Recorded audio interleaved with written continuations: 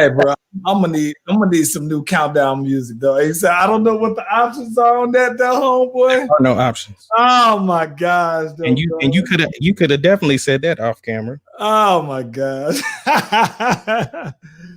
Ace Kennedy, my brother from another mother. What's up? Hey, boy, listen here, man. After last night, I slept good though. No late night insomnia moments or nothing like that, though, bro. What new thing did you take? Well, you know what? I took something that was better than melatonin. What's that? Boy, the way I saw them girls getting whipped up on last night, boy. Did your heart good so you could sleep? Oh my gosh, bro. I slept so good, man. Listen, bro.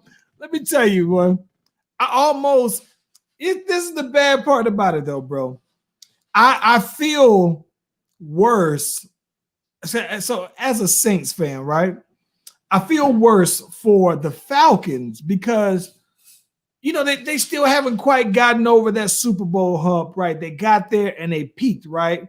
And it's starting to look like, with all things considered, that you know what I'm saying, like that the Falcons are going to break up the band, you know what I'm saying? They got to do something, right? And I don't think the Falcons are nearly as bad. I just think that, to be quite honest with you, man, I think that the defensive back, I think everybody got theirs out there, whatever. But I think with that said, though, man, I found that Falcon fans have been humbled by the 28-3 comeback, though, bro. So they ain't coming out here starting the season off talking about, you know, we going to the Super Bowl, this, that, and the other. So when I saw the way them boys got whooped up on, though, I said, oh, my gosh. They got whooped up on so many layers, boy, last night. I love every bit of it. And I didn't feel bad for loving it the way I did. I slept good. That's the thing. For me, it was so bad that I was like, I ain't even gonna say nothing online. I just liked a couple of posts, but I didn't even. Oh my gosh! Listen, bro. What I love, right? I love. There's this picture that somebody took a snapshot of or something, and bro, these boys is down 31-3, and you see this dude. He got his hand in his head like this. And that boy got his girl over there like consoling her. It was hilarious. He was in the stands though, bro.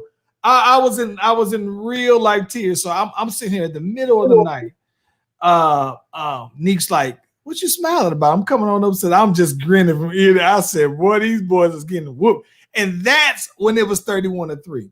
And what was bad about this is that I saw, you know, we were like, hey, Andy Dalton is pretty good. Yeah, he's played on some pretty good teams or whatever. But I was just sitting there thinking, like, this ain't that same Dallas Cowboy line that they done wasted for like the past 10 years with all these 8-8 seasons, right? So now that line is gone, so I'm just thinking, like, all right, well, now you got Andy Dalton basically out here looking like the Bengals again. You know, that's the Andy Dalton and everything. Now, I will say, though, one of them interceptions wasn't on him. The one where they threw my boy in the ground, they threw TC Lamb in the ground, bro. That was clearly pass interference. But what are we gonna do about the 31 points, the 38 points? That's not that. I mean, that's not Dalton. That's the defense. What I think is, so this is what I think. So here's why. Let me tell you this. So listen, Ace, that man was not even trying to score. He was trying to kneel the ball and run the clock out. And like 2 minutes left, right after the 2-minute drill, the 2-minute timeout, this man, Kenyon Drake, was basically trying to stop. He was like, I'm just going to just get tackled and we're going to run the clock out. Cowboys said, oh, no, we're going to do you one better. Y'all already whipping us. We're going to let you go ahead and score this one too, though. So he goes out there on like a 60-yard run, and I'm looking at this like, oh, my God. That was the melatonin for me, because when I saw that part right there, I slept like a baby last night, though, bro. I slept. So I stayed up for about another 30 minutes just to look on Facebook, just to see what everybody talking about. After that, I went to sleep. I slept so good, bro. Yeah. Well, let's get this music, bro. Let's get the music going, bro. That man wasn't trying to score.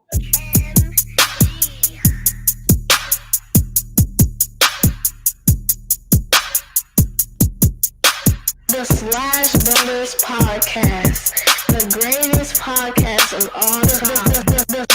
The Slash Brothers Podcast, the greatest podcast of all time. Yep.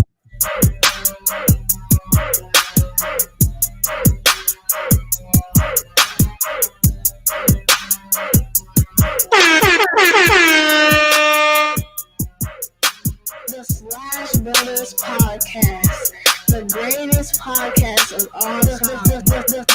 The Slash Brothers Podcast, the greatest podcast of all time.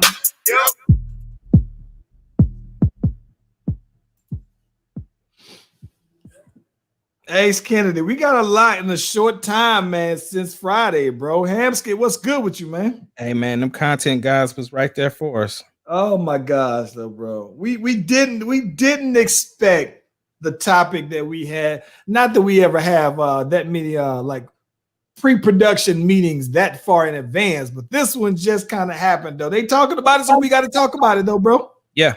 So first things up, the boy, the boy 50 looks like according to the reports that he's gonna endorse 45. He said he is not pleased with the way that Biden's tax plan is, and so he's going to endorse 45. And along with that, you know, Twitter, Black Twitter, all of these places are looking to try to cancel out Ice Cube, man. They wasn't happy with the fact that he's trying to meet up with the Trump team with his plan that he has for Black America. So yeah, it's a lot going on with people not agreeing with whoever people decide to vote for. So what say you? So I think that let's dissect this one. Let's separate the two, right? Let's just talk about 50 Cent first, right? So 50 Cent basically says, according to Joe Biden, he would want to tax the people who make over 400,000 by like something 65% of whatever it is, right? Whatever the number is, whatever the increase is. I'm going to be completely honest with you, bro. The majority of the people in the world, in the United States, don't make over 400,000. And so what Joe Biden is, not Joe Biden, guys, Joe Biden. What Joe Biden is basically doing is it's almost like what I see a lot of Republicans try to say when you say, oh, you guys are socialists or whatever, even though they would never be impacted by these because most people don't make 400,000 though, right? But in theory, what 50 is saying is that, hey, if I make $100 million, you're going to tax me to the point where basically I'm making $100 million and I'm only keeping 40 something percent, 45% of that. And so instead of you making $100 million, you are making $45 million according to Joe Biden. If I'm 50 Cent and if I'm somebody who got $100 million in the stash, I guess I kind of understand that, bro. Yeah, I can't. I mean, I've never, you know, but this is the thing. If you got the money, and I'm not going to sit there and expect that everybody who, you know, everybody is willing to say, let me take one for the betterment of everybody, right? 50 Cent doesn't appear to be that. I'm not mad at his stance of personally saying, listen, all these other things you're talking about, if anything, I can at least respect 50 for understanding how he's directly impacted by something that Joe Biden is actually doing, though, bro. And I don't think that, to be quite honest with you, that there's very many people out there who can say that whatever the policies are that either party is actually doing, that you're directly impacted by them. Case in point.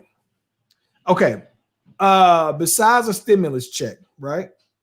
What exactly has 45 done that impacts your day-to-day?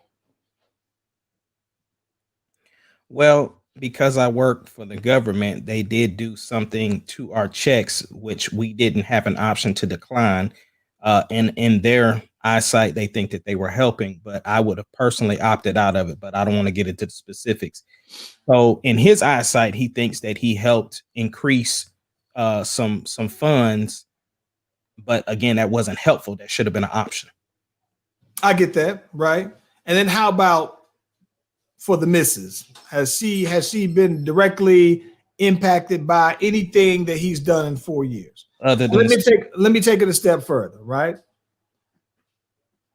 what exactly has my boy Barack Hussein, one of my favorite people of all time, on my top 5 list of people who I would love to meet? Has he done anything that you felt directly changes your day to day? Yeah, he gave hope. Gave hope. He gave hope, meaning that my kids were alive, and I remember the flood of emotions that I have when I seen a black man take the presidency, when obviously before that it was really like it's so unattainable. Nothing tangible though, right? Nothing that you can physically put your hand on and say. And I think that I say that to say that. I think the difference though, he was fighting a lost cause because I totally agree. So so that's a bad narrative when people say, well, Barack didn't do nothing. I think Barack did a lot of stuff, basically. I mean, when you look at some of the laws that Barack helped pass when it comes to gay rights, that you can't be discriminated against for different things, all of those things that there are things that that black people benefited from. But I'm just talking about people in general. I think that for the most part, when people come about and they say things about taxes, right? I mean, they usually are talking about people who are the millionaires and billionaires. And I think that I can understand 50's response from that, because he wasn't always a millionaire, right? He wasn't born to most of these guys worked their way up to these millions that they have from the ground up. And so a lot of these millionaires aren't necessarily generational millionaires, right? So if you've been where you've had nothing and now you sitting on 100 million, like, nah, I can understand why he would say, nah, I want as much to all that 100 million as possible though, right? So I get it. So I'm not as mad about it. I think that, it's the thing that I feel about it though is that I think that the thing that I dislike more than anything than somebody who says that they are against Trump is somebody who just puts information out there or just move that they just somebody said, I'm just putting it on out there, right? I don't think 50 really feels that way. I think he's just putting it out there. It's almost like somebody who will talk about Kamala Harris's background, right? And then you ask, well, are you going to vote? Who are you voting for? And they're like, well, I don't know. I might write in somebody. Like, people who just try to be devil's advocate for no reason, basically. That's what I can't stand more than someone who feels firmly about one way or the other. Like, come on, man. So don't give me some opinion that's not going to move the needle one way or the other. And I think that when 50 Cent says that, I don't think that 50 Cent has the following.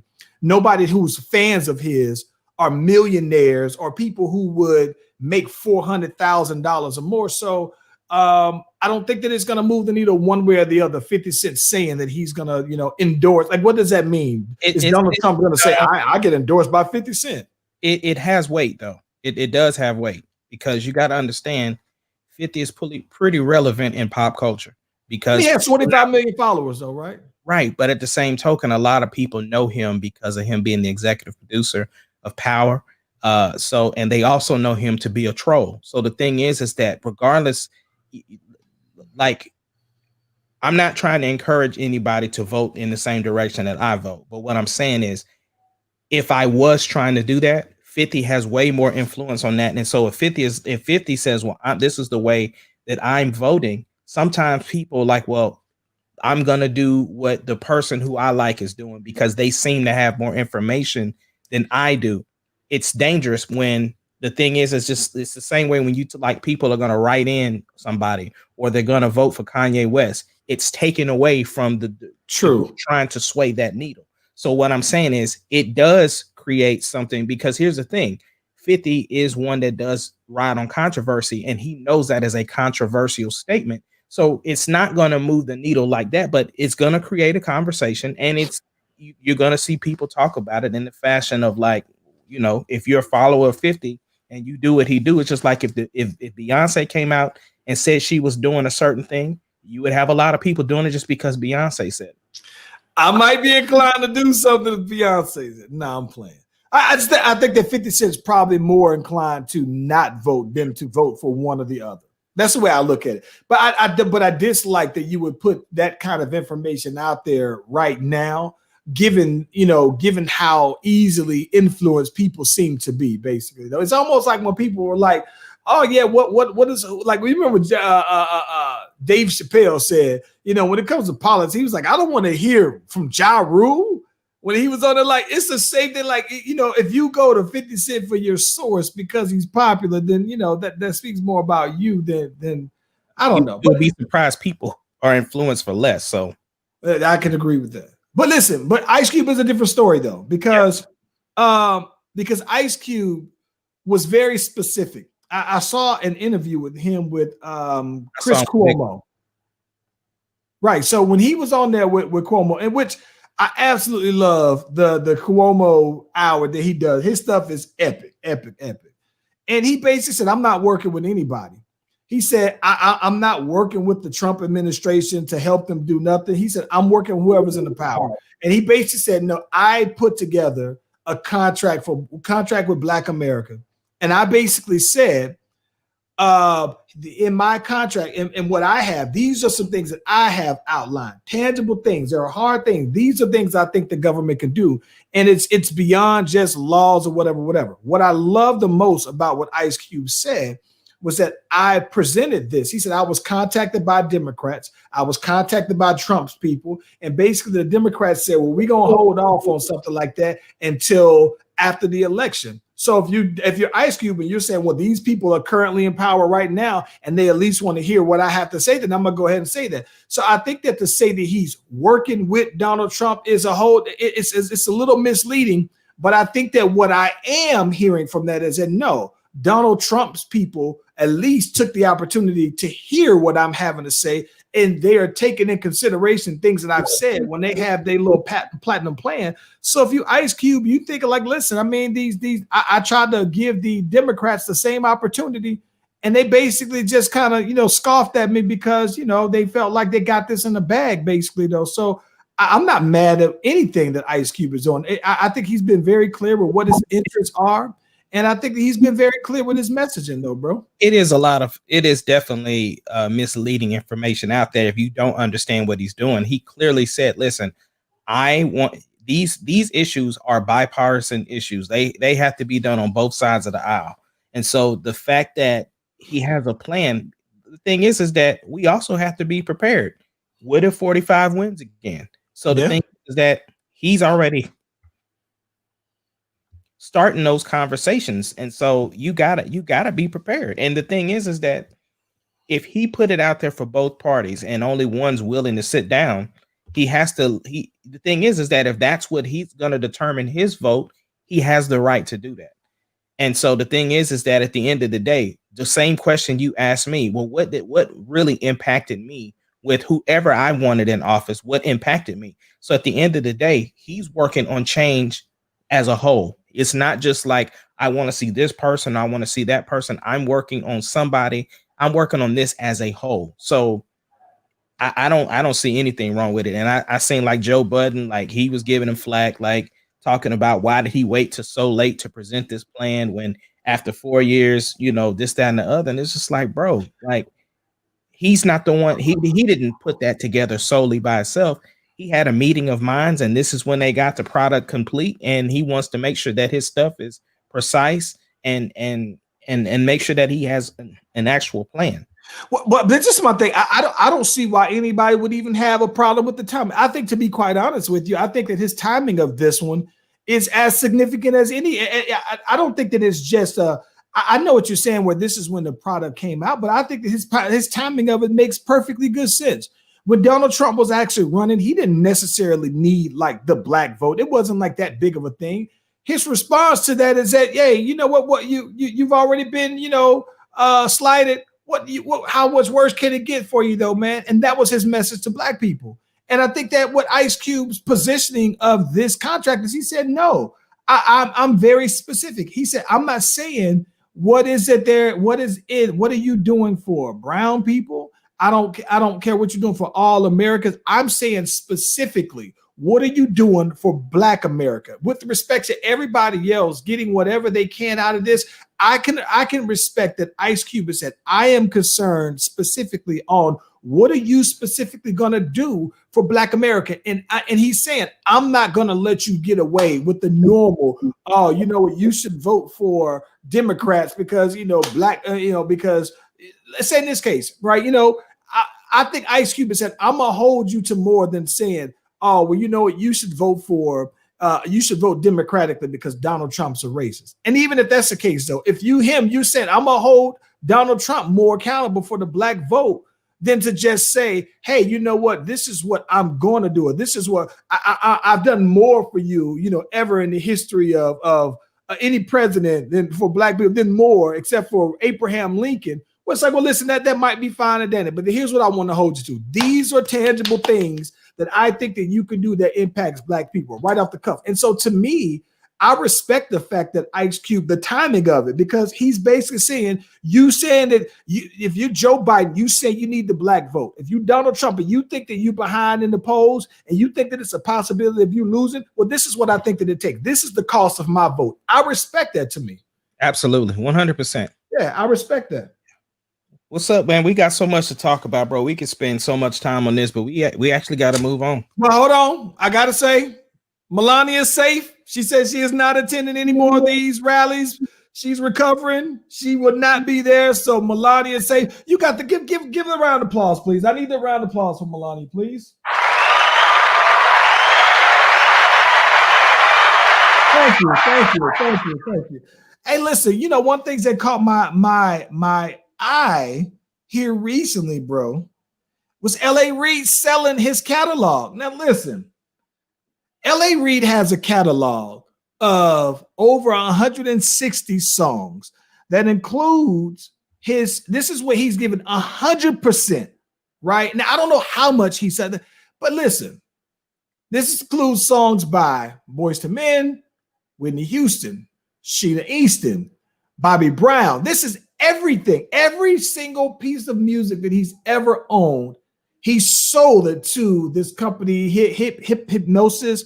And what's interesting about it is that he has been appointed. I think that part of his exchange is that he has been assigned to their board of directors.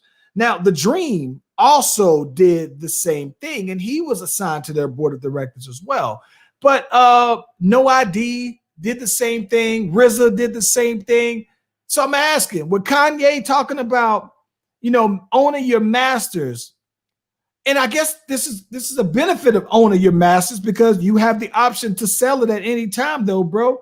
But I wanted to know, Mr. Ace Kennedy, music label owner and owner of all your masters, is this something to be watching out for that more people could do this, though, bro? Absolutely, because obviously they know something we don't know. The thing is that you have the privilege as an exec to be able to have them type of meetings, especially if you're getting something in return. Being a part of the board, he's going to get a percentage of it anyway, some kind of way. So I definitely think there's more that we don't know from the general public. I am curious though, man, because listen, so this is the main that I'm curious about, right? So I think that it always comes to giving up. He's given up, but I would be interested just for my own, because to me, his catalog includes classics. Like I think that I don't know if it's that, I'm pretty sure him and Babyface owns different percentages. So when he's saying I'm giving 100%, he's saying whatever my interest is. If me and Babyface own 50-50 of these songs, whatever my 160 is, I'm selling that all the way. So my question would be, what is the value of that? In that, I would just be curious to know, you know, when Kanye is saying owning your music, and he said that he has a deal where you got the option to basically buy back or buy your masters. And so here it is, L.A. Reid has owned his for years. And I'm just kind of wondering, like, how much money has L.A. Reid been making off the residuals for this, for him to feel like, okay, when it's worth selling it for X amount? That's the thing. The amount that he sold it for was undisclosed, so we won't even know that amount. And so the thing is that, again, without knowing the details, it's kind of hard to say whether we think that's a good deal or not. But the fact that he's on the board, it's basically like he's giving up something to get something else. So I think he knows what he's doing, and I think the money that he's getting back is going to be used to invest in something else that will get him another return, which would be almost like receiving those royalty checks. So again, I know he's a very, very smart person. Yeah. And he knows what he's doing. And he also knows that the music business is not what it used to be, especially with the art of streaming. So all of this stuff is changing now anyway. That's a good point, because like what I'd be curious to know, right, is that this L.A. Reid, did he look back and say, you know what, it's not like people are buying albums no more, where he may be able to get $5 for every album sold, and now you're talking about pennies. So maybe he's looking at it saying from like, all right, well, listen, man, if somebody offered me $25 million for all 160 of my songs, like if you own, listen, I think this is what I'm wondering, how much would be your, what is your number? You got 160 chart banging songs, right? Let's say if you had these already in the tuck, and of this 160 songs, let's just say, hold on, let me see something. Let me see something right quick. Let me just, while we on here, let me see something. Okay. All right. I want to just L.A. Reid net worth. Just Google L.A. Reid's net. God damn. This boy worth $300 million net worth. Ace Kennedy, if you've made $300 million off of these, that's lifetime, right? So it's not like he just made it last year.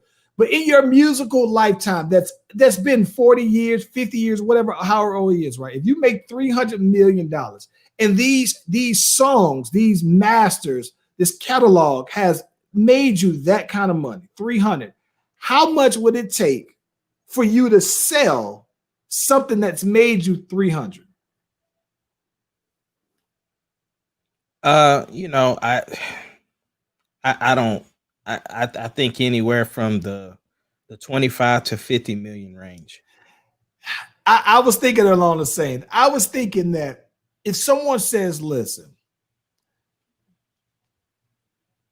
if you sell it to me for 50 now, then I think that you can make X amount of money from the flip. So, let's say if you make, because now let's say that he's been sitting on this is 300 mil net worth, right?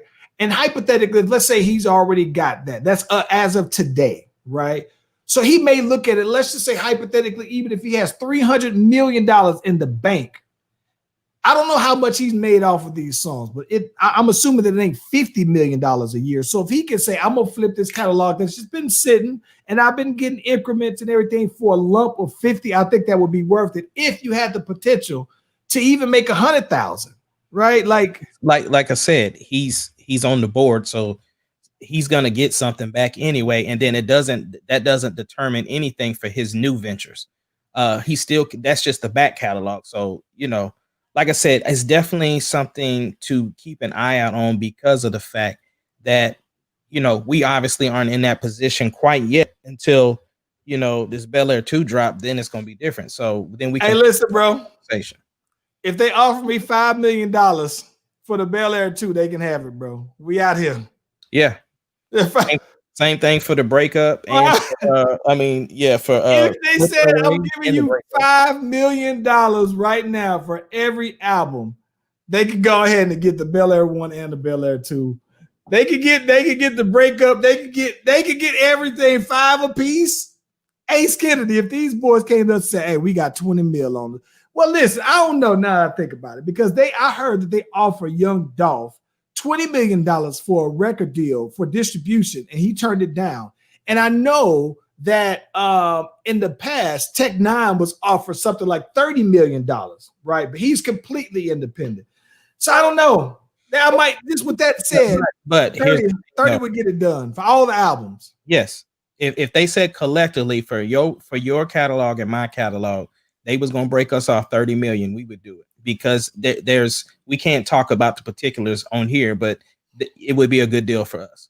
So it would be a good deal for us. And not only would I do it for 30, I'd go ahead and tell them you can get Rocky album also. Rocky album is supposed to come out in December. You can have it. Nope. I ain't including Rocky unless he say he want to do it. We including Rocky. Listen. The CEO of listen. If the 30 mil meant Listen, bro. PBR got a mixtape called Real Talk. It goes into the stash as well, bro. You can have it too. I can see. I would give them $1 million. Give me one more million, and I'll give them PBR mixtape and one more million for Rocky's tape. It ain't came out yet, but you got it for $1 million. That'd be all him. You can have the whole. I just want to make sure they're good with the full catalog, bro. Yeah. Listen, that's crazy. I'm just kind of wondering if that's going to be whatever it is that they're doing. Somebody else is going to copy it, and that's what I'm wondering. Like, what's going to be the trend, though, man? So, I guarantee Kanye's like his interest is peaked because now he want to know what's going on, bruh. Hey, man, Cardi B deleted her Twitter, had everybody going crazy. Yeah. Well, this just goes with the territory for her. You know, Cardi is very, very. She tries to be as transparent as possible. But unfortunately, when you do that, then fans think they have they can tell you what they think you should be doing because in their eyes, we are the ones that made you. Mm-hmm. You like to be open and honest with us, so we're gonna be open and honest with you. A lot of people were of course, they were going basically saying that she used her divorce as a publicity stunt. So she went and said, like, listen, I didn't leak my divorce. The people who I filed the divorce with leaked that I was getting a divorce. The same with even the deal that first came out that she never okayed. That was another thing. And then of course everybody was saying that Offset had some other chick pregnant. So they was all in his mentions about that. Of course, they were telling her not to take him back. So, they have just been involved in both of them. And she's like, listen, if I want to make my relationship work, like, why is that any of y'all's business? And so she just got tired of entertaining. And she does that quite often where she will delete her social media. And then after a while, she'll come back when she's and the thing is that the biggest thing about Cardi doesn't have a manager. She does everything herself. So she's stressed. The girl is stressed. And she needs some relief. Cardi B, she ain't deleting. You can delete the Twitter. She ain't deleting that Instagram, though. Nah, she ain't deleting that IG or that OnlyFans. Yeah, Cardi got the OnlyFans. Listen, bro. I'm not a subscriber. Let me put you on the spot here, and you can answer this at your own discretion. As a married, I'm gonna say as a married man, provided that you were single. This is the caveat. Whose OnlyFans would you subscribe to if you were the subscribing type? Nobody. Bro, if that was the direction I wanted to go in, there's entirely too much free content out there in order to be trying to. So no, that ain't even enticing to me. Like even those people who like you consider to be those top celebrities, like even like a Cardi B or something like that, still ain't worth it. Like there's just too much free content out there if that's the direction I wanted to go in. But nah, it ain't for me, bro. Beyonce, I would subscribe to Beyonce, bro. Beyonce, I don't know what she would be putting on. I don't know what Beyonce would be putting on an OnlyFans. But listen, this is the thing about it. This is the bad part. The bad part about it is I think that with somebody like Cardi, there's so much free content on her that it's like, well, what is she going to show you that you haven't already seen or something that hasn't already been public?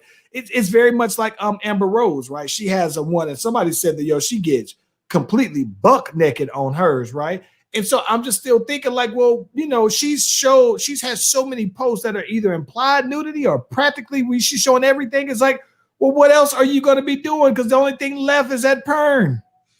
Well, I mean, the thing is that I understand that, public figures right now, because they aren't able to really do a bunch of things that, they're trying to supplement their income any kind of way that they can. So that's just the direction that people are going in. And it was super popular. But I'm going to tell you who messed it up for everybody is the girl that was on the Disney Channel. She was with back when the little redhead girl. She messed it up for a lot of the OnlyFans community because she went on there and told her subscribers she was going to do X, Y, and Z. And then when they subscribed, like she made like $2 million on launch when she launched her stuff, and then didn't give them what she said she was going to give them. So OnlyFans was like, we can't afford to refund all of these people that. So it was a big thing. And so it messed it up for a lot of creators. And they said, psych, I lied. Yeah, that OnlyFans community was they was destroying her. Bro, Trina got to only lie. Like OnlyFans, like this is my thing. Like some people are just late to the party. Like if Trina would have had this 15 years ago, 20 years ago, maybe, but like my thing is that what exactly are you getting out of a Trina OnlyFans that you wouldn't have gotten, back in the King magazine days? Like now let's get one thing straight. Let's go ahead and put this out there. Just because you have an OnlyFans account doesn't mean that you're out there doing anything that's, with nudity or anything like that. You can honestly be just giving content away, exclusive content. So let me tell you what I love. What I absolutely love. I love me some 3D Nati. And I think that somebody said something like she makes like 100,000 a month or 200,000 a year, some number, very good, doesn't get naked, doesn't show any nudity at all. And I think that the big thing really is that she literally does it for the people who are big on OnlyFans subscriptions. And what's crazy about it, bro, is that she's very independent. And when I say independent though, bro, I mean, she's very much like us. She shoots her own videos. She has her own production company, right? She has her own studio. Like I follow her to where she was building her own studio in the crib. She slings little real estate on the side. She actually sells her music. What's funny about it is that she actually sells a lot of her music still the old-fashioned way, right? Where she has it on drives. So you can buy a wristband from her and it would basically have like 500 of her songs on there that you can't get on Apple Music, you can't get on Spotify, where you got to come and get all of my music from me. And I think that she does well doing it though. So she got an OnlyFans page where there was a big thing where, she does not show any nudity at all. And she's killing it over there though. So yeah, it's possible though. Yeah. But nah, it's not for me, bro. No, I don't think so. It's too much free stuff out there, man. Too much. Yeah, so that was interesting though. So man, I think that what else we got, bro? Oh man, we can talk a little bit of basketball, bro. I mean, I know we kind of mentioned the Cowboys. We'll get back to NFL. But let's talk a little basketball for a little bit. So the rumor mill out there is that, congratulations to the Lakers again. But the Lakers are not looking to slow down by any means. Obviously, Anthony Davis has kind of already said that he wants to re-sign. Of course, him and LeBron are supposed to swap numbers next year. Well, LeBron should go back to 6 and then AD will go to the 23.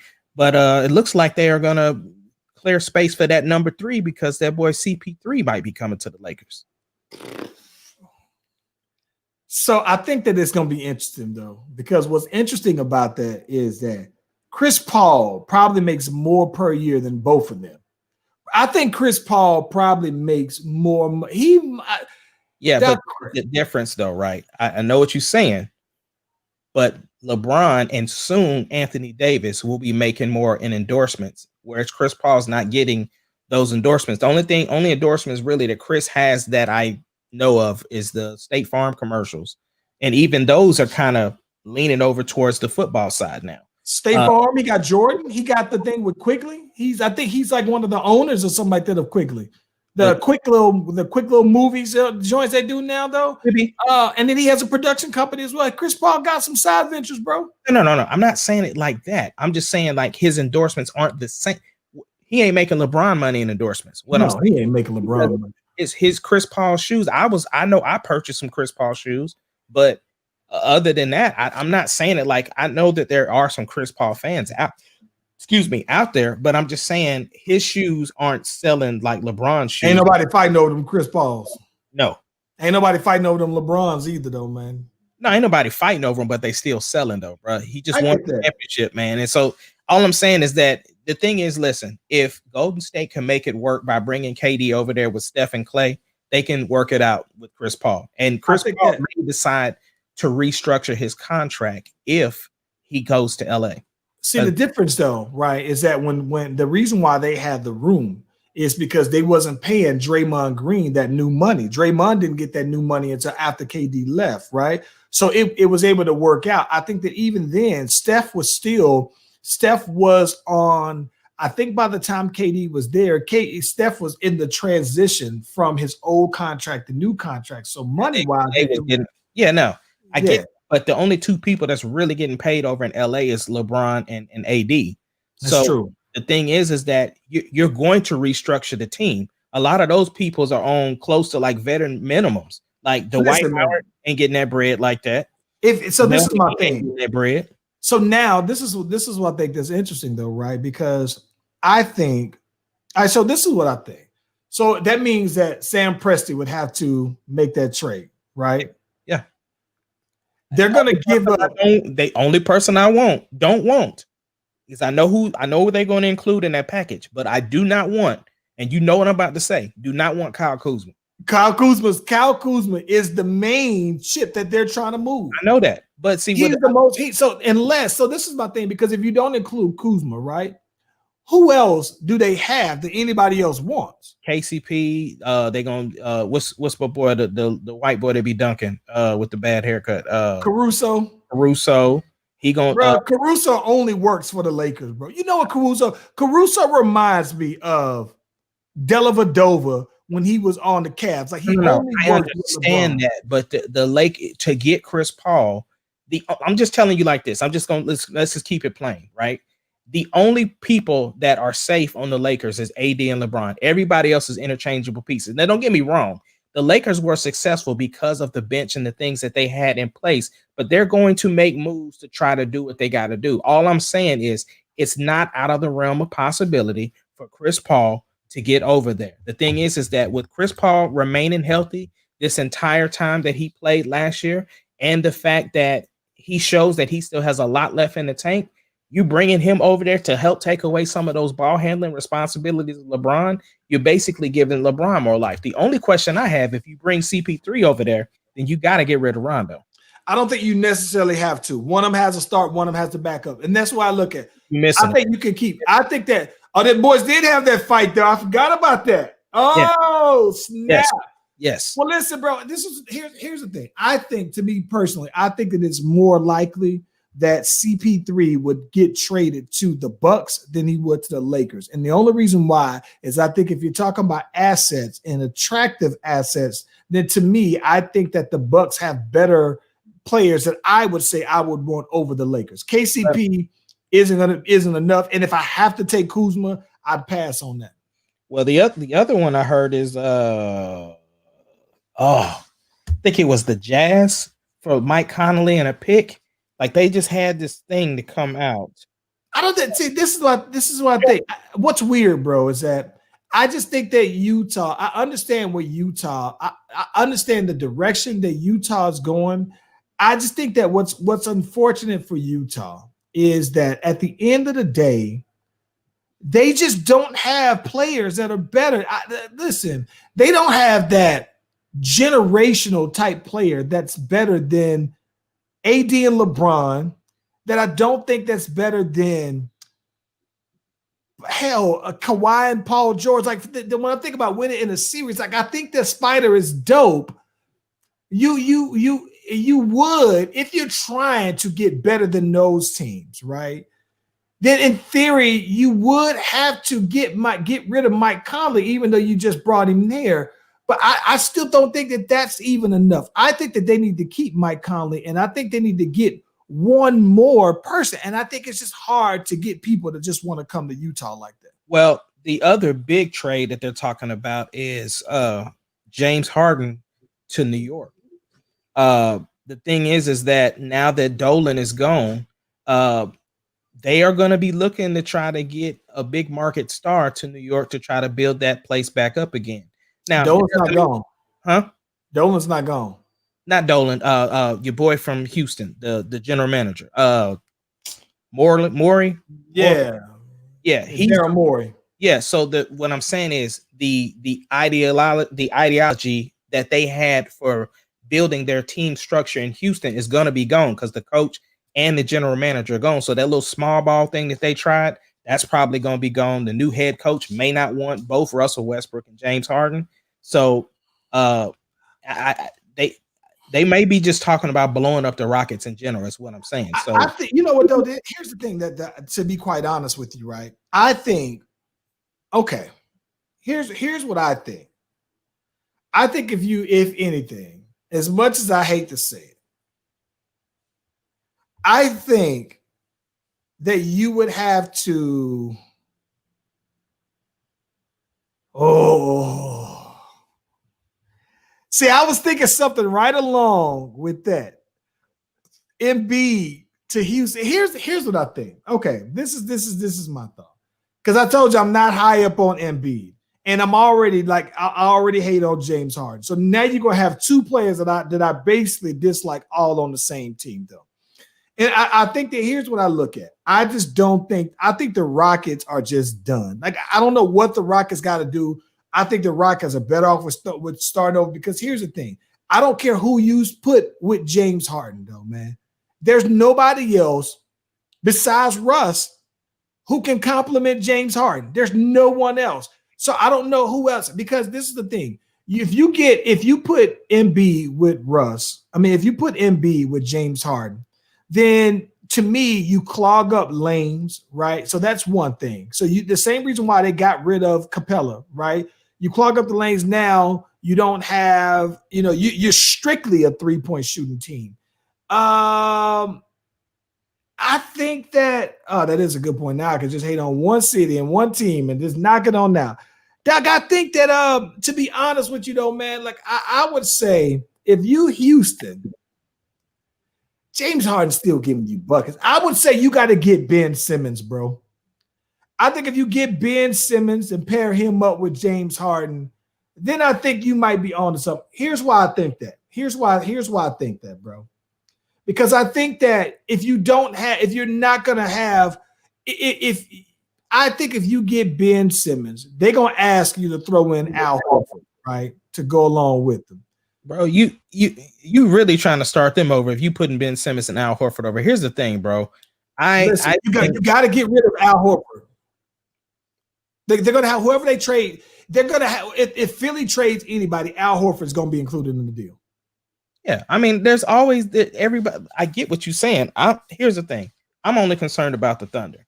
Like, listen, if Houston is becoming on the market to get rid of people, I would love to have Eric Gordon over in the Thunder. We need somebody that can shoot because trade Russ back to Thunder. It's not gonna happen.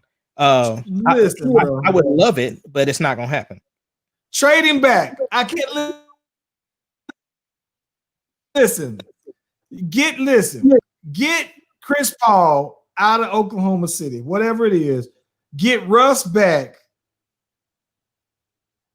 I don't know. Let me ask you this, bro. Do you think Oklahoma City makes the playoffs with that same roster, but instead of Chris Paul, they have Russ? I do.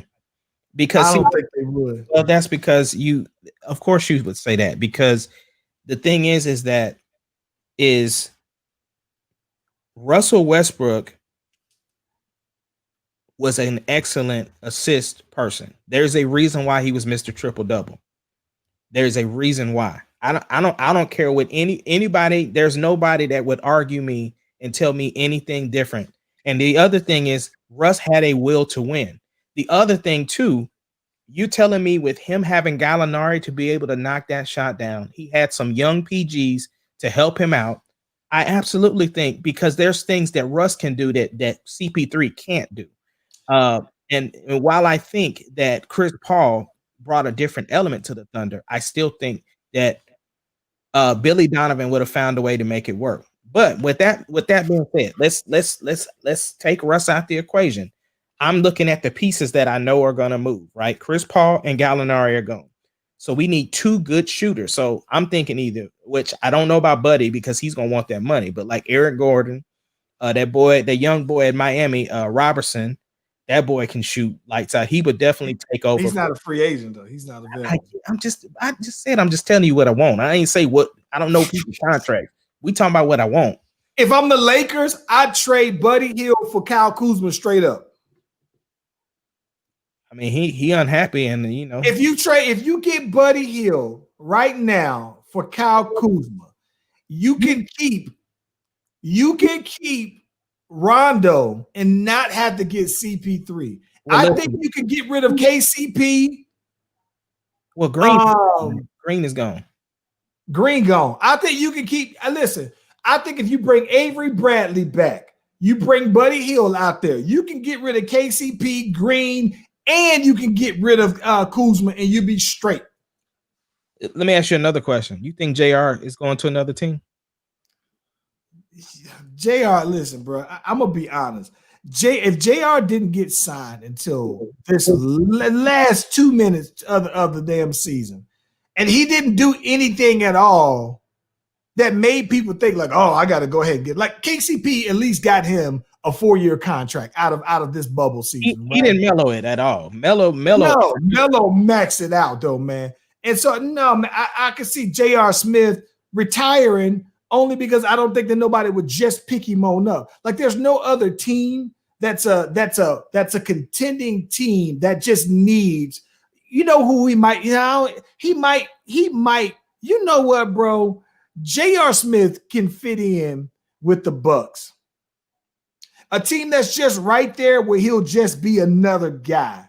As long as you're not relying on J.R. Smith to win your game, but you're relying on him to periodically play some good, perimeter defense and then shoot the 3 and D, I think that, yeah, you could get him in. It depends on if JR decided to get in shape. Because even though he didn't look body out of shape, he wasn't in basketball shape. You know what I'm saying? But he done. LA's gonna look different on both fronts. Clippers and Lakers are both gonna look different. I'm gonna be honest with you, bro. This is the thing. With all things considered, bro, I'm actually kind of surprised that the damn Clippers flopped the way they did, and that this Lakers team, as constructed, won it. Because I understand that people say that that this Lakers team and AD was the. People say that was the most talented player that LeBron, he's the best player LeBron played with. Listen, bro, I got to be honest. It's probably the weakest roster LeBron's ever won a championship with, bro. Like I'm sitting here thinking, like if you go back and you look at the Cleveland rosters that he won the ring with Kevin Love and Kyrie, and then you go back to the Miami rosters, like this Lakers roster is the weakest roster, so it can only get better to me. Yeah, but I don't necessarily think it's the weakest roster, man. I think that this Lakers team, Jared Dudley wasn't out there, bro. Jared Dudley wasn't out there. He was on the team. No, stop. We talking about people that played. And so the thing is that I'm talking about the people that played, the way that even though the Morris brother was out there looking, he did whatever, but Dwight did what he needed to do. Rondo did what he needed to do. Rondo was bro. Caruso isn't better than Mario Chalmers, and Mario Chalmers was a starter on that team. Charles, I'm comparing. Okay, but I'm saying Caruso was balling, bro. Like you talking like no. I like Caruso, but he does not. Listen, Caruso will not blow the game. Time out, Charles. In the series that he needed to be influential about, he didn't do too much in the finals, but when they was playing Houston, Caruso did his thing.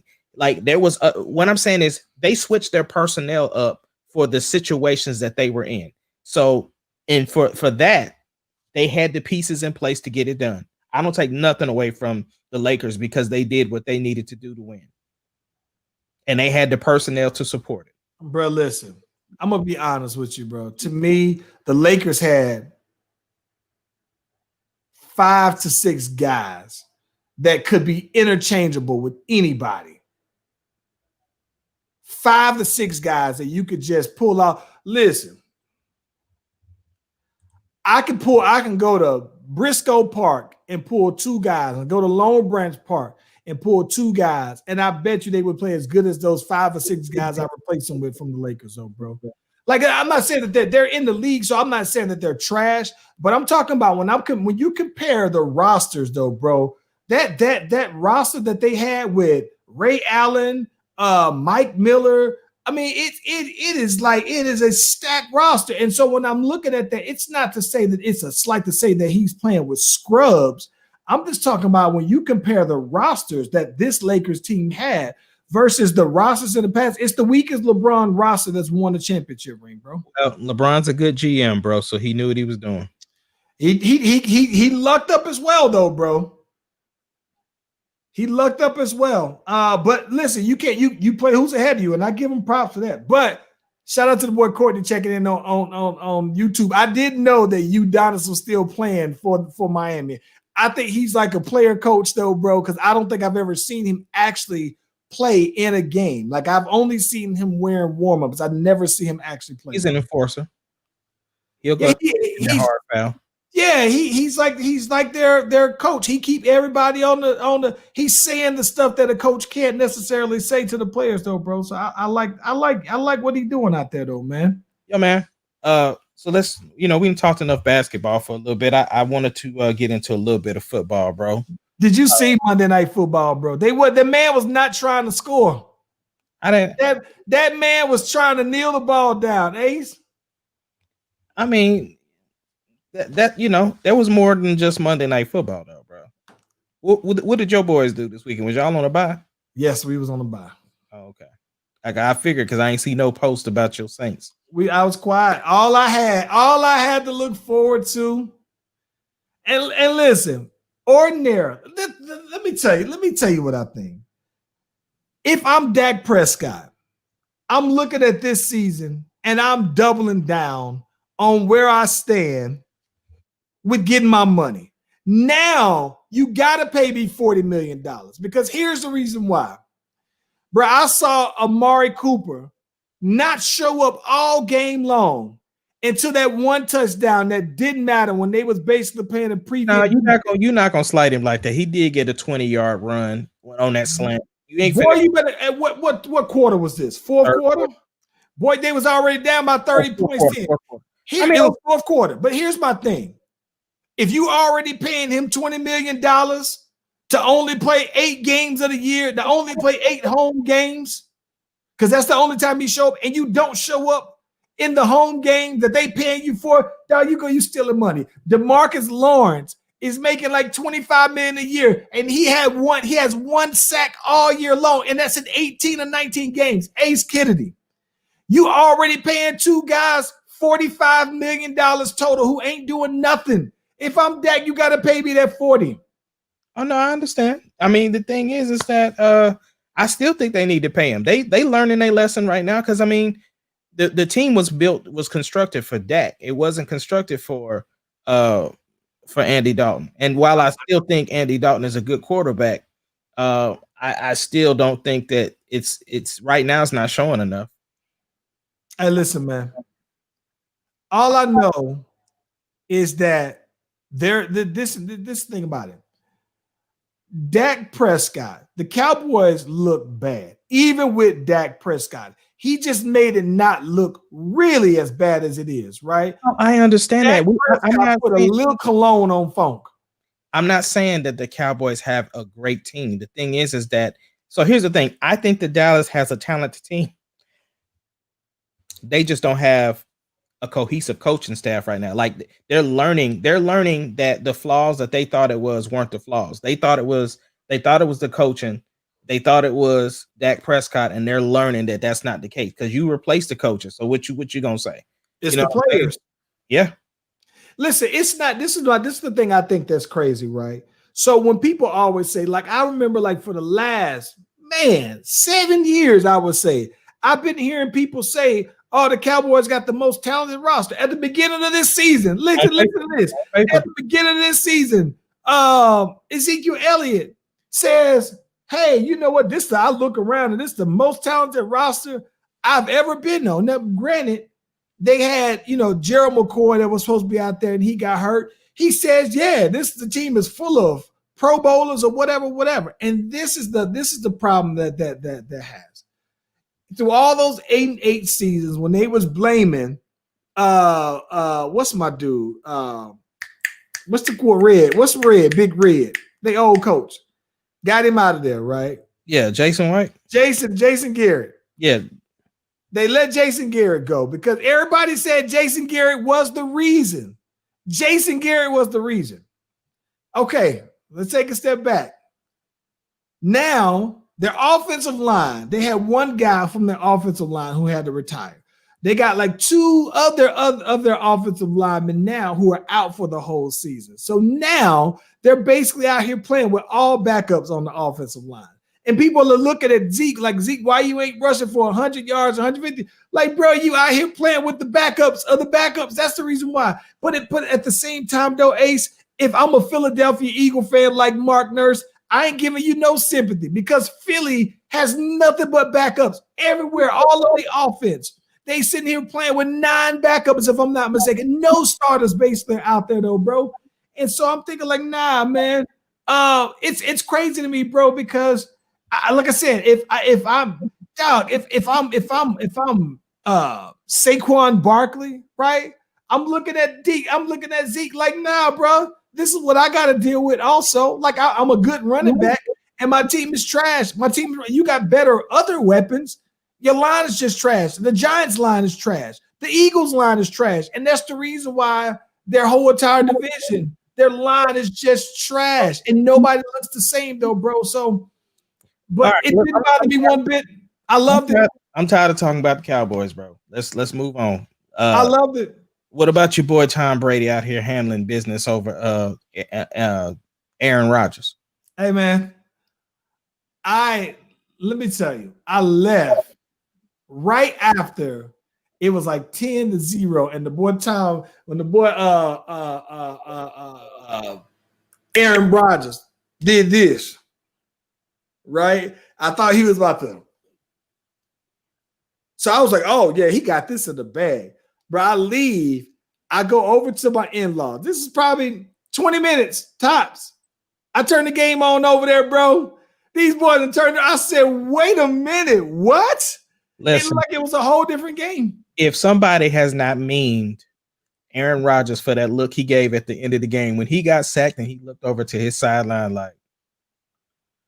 I could not believe it though, bro. I couldn't believe how fast it turned around, bro. It was incredible. Incredible though, bro. So I don't know, man. Yeah, my boys is 5-1. We did 5-1. What kind of 5-1 are you? Are y'all 5-1? We the sorriest 5-1 team out there, but hey, we winning, bro. I told you, Nick Foles, he ain't got no pressure on him. Nick Foles is just like Teddy Bridgewater. He's a game manager. He ain't finna just lead you out there to do nothing crazy. It ain't like doing nothing crazy. But I'll tell you, Nick Foles didn't start the whole season. And because he didn't start the whole season, he's having to come in. And so he doesn't have that pressure, the regular pressure of being a day one starter. And so I would imagine, bro, that Nick Foles is going to – I'll put this. Nick Foles, it wouldn't surprise me, bro, if somehow y'all won 11 games and got to the NFC Championship with Nick Foles. And y'all might average 197 yards passing, and y'all might figure out somehow, but Nick Foles, no pressure is going to get y'all to it wouldn't surprise me, NFC Championship. I doubt it. But what you think about your boy leaving the Jets to go to the Chiefs? Let me tell you what I think about that. I'm not going to even talk about him going to the Jets to the Chiefs. I would tell you more than anything what it tells me about the Jets.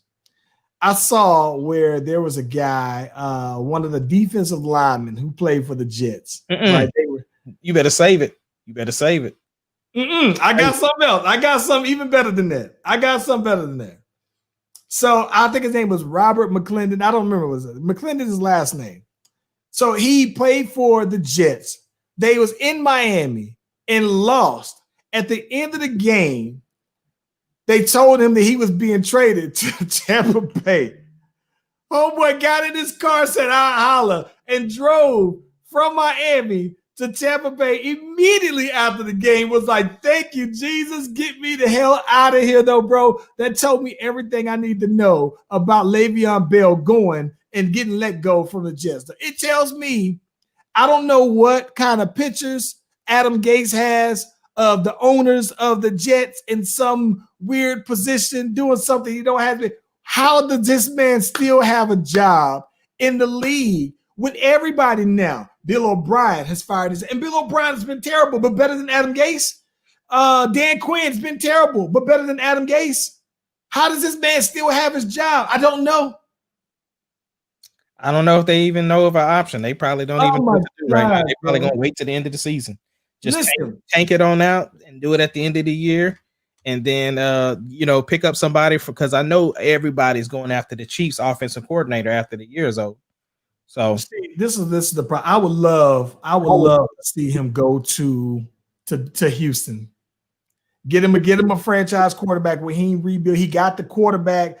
I don't want to see another black quarterback go to a rebuilding situation. Not when you're rebuilding starting with the quarterback. Yeah. But I don't think that's the thing. The Jets aren't starting with a quarterback. They got a good quarterback over there.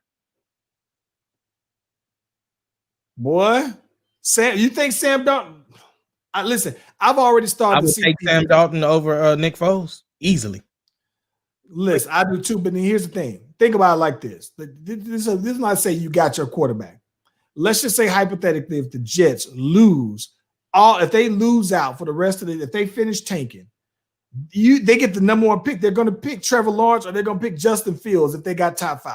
So that's when I say when you say that they got their guy, he's replaceable by any one of those two guys. And that's not even including the dude, the one other dude from South Dakota that people were saying are number one draft, first round draft pick. Sam Darnold is so replaceable, bro. He ain't Deshaun. I'm not saying that he's not replaceable, but he is better than a bunch of quarterbacks in the league. I would easily take him over Andy Dalton and easily take him over doggone Nick Foles. Under the right situation, though. Like what? I'd take him over Garoppolo. I would take him over Garoppolo too. I think you just got. So this is the thing about it. A lot of these quarterbacks are just in bad situations. I don't think that they're bad. Like I think that what's interesting to me is that like Dwayne Haskins, he looks bad, bro. He looks like he was not ready, but he was in a position where they forced him on in there. But then Daniel Jones, I don't know if he's good or bad. I just know that the team is trash. All up and down. They got a couple of good wide receivers, Shepard and somebody else though, but they just look bad. It is easy to say somebody looks trash when you don't have any protection. When you just running for your life the whole entire time, that's not a good representation of what the quarterback is. Like, I get that that my boy little dude, I don't say little dude, but he's short though. Kyler Murray. Yeah, Kyler Murray. You know, he makes it look. Kyler looks special, bro. That's my thing. He looked like that in college too, though. I get that though, bro. But my thing is this though. What I'm saying is that I think a lot of times what happens though, bro, is that some of these guys will come out there early on and consistently play. When you look at him, like, oh yeah, he got it right. Like just early on, you know, like even though Carson Wentz is looking bad, when I first saw Carson Wentz in the third season, I knew right before he got injured, I'm like, yeah, he got it. You got to put everybody around him and do it right. But he was making the plays that make me think like he got it. Deshaun Watson, same thing. His line's been trash. I thought it from day one. You think Carson Wentz better than Matt Stafford?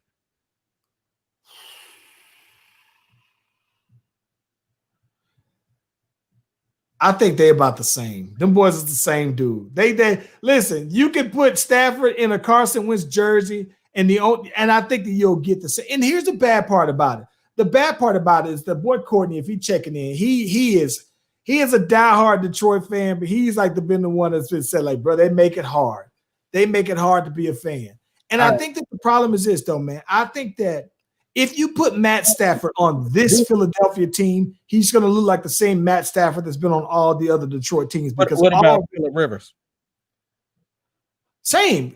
Like I think you put anybody on this Philadelphia team as constructed, they're going to look exactly like Carson Wentz did, though, bro. But their whole entire line is hurt. So they got Hall of Famer on to the tell line. me if Carson Wentz went to Indy, that he would look better.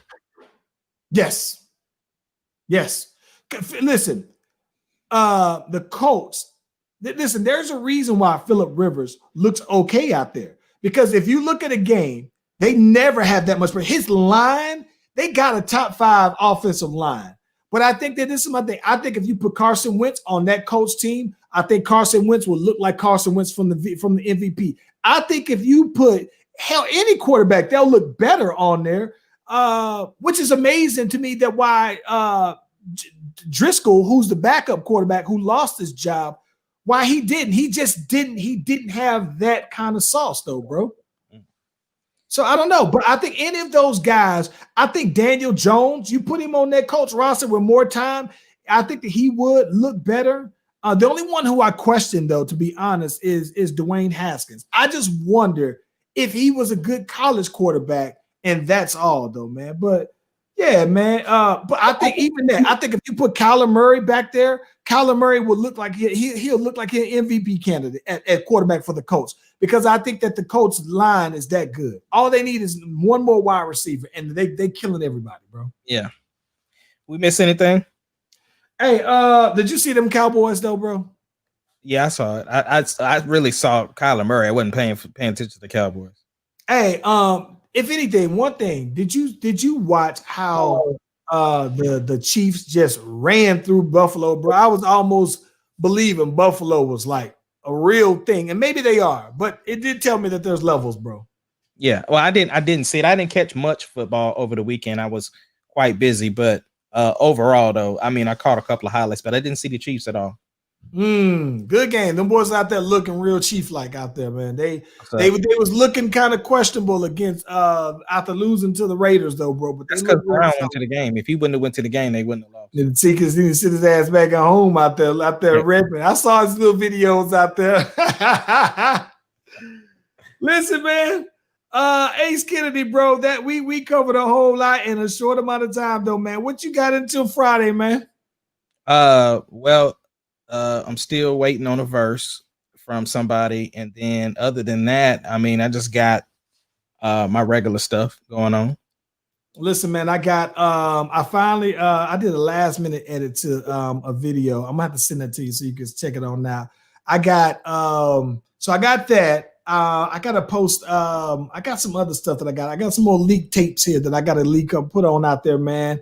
I gotta finish your stuff. Gotta finish your stuff. No, I ain't leaking that. But I got the leak that I got to finish, and I got my verse that I got to record finally. I'm hoping I'll probably get a chance to record it tomorrow, though, man, for the project that we're doing with the boy, the Mark and Mark. So yeah, man, busy time though, man. Real busy time though, man. Yeah, no update to Smitty stuff right now. We are getting everything ready for another level. So no update right now, but it's going. We're just trying to figure out some logistical things. So that's where we're at with that. So no update. Ace Kennedy, my brother from another mother, man. Get that music going. Let's take us home, bro. Take us home.